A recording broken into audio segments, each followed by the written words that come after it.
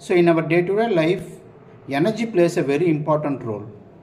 So the energy mostly is from fossil fuels, but this energy from the fossil fuels is will be exhausted. So we want to go for an alternative source of energy. So such source of energy is the solar energy.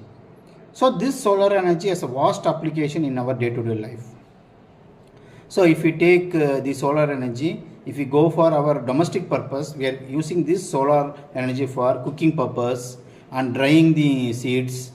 And if we go for energy harvestment, we are using the solar panels for converting the solar energy into electrical energy. So this is called as solar photovoltaics. In some cases, we are using solar thermal power plants where this alternative source of uh, energy can be utilized. Now let us discuss about the solar irradiation.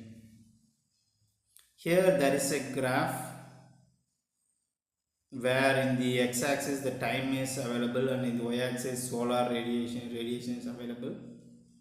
So if we take the morning 9 o'clock, the maximum intensity is around 605 watt per square meter. That is the amount of solar radiation falling on the per square meter is calculated as 608. For as the time is going on increasing, what happens is the increase in the solar radiation is also getting increased.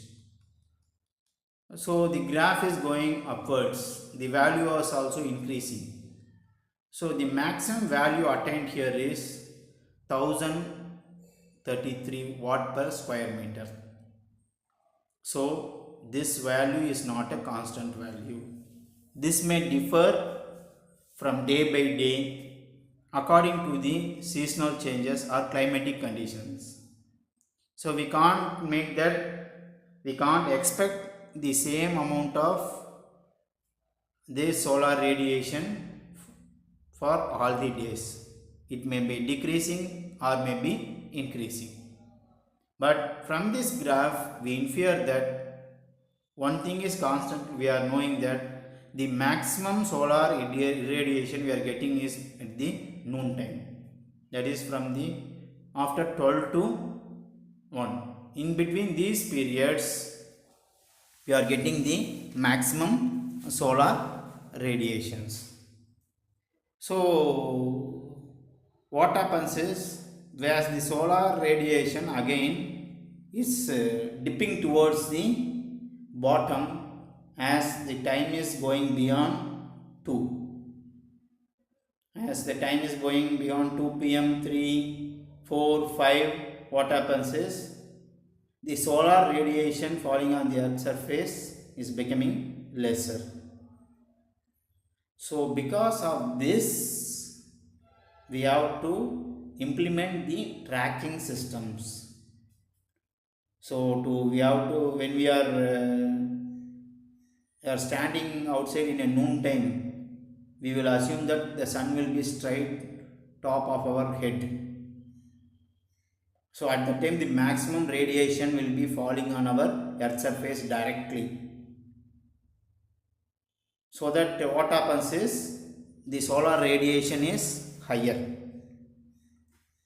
So here what is that is the beam radiation falling, the direct radiation falling is 90 degree. So that is why most of this solar observing plates are kept inclined at 45 degrees. So the maximum solar radiation falling on the earth surface is also observed.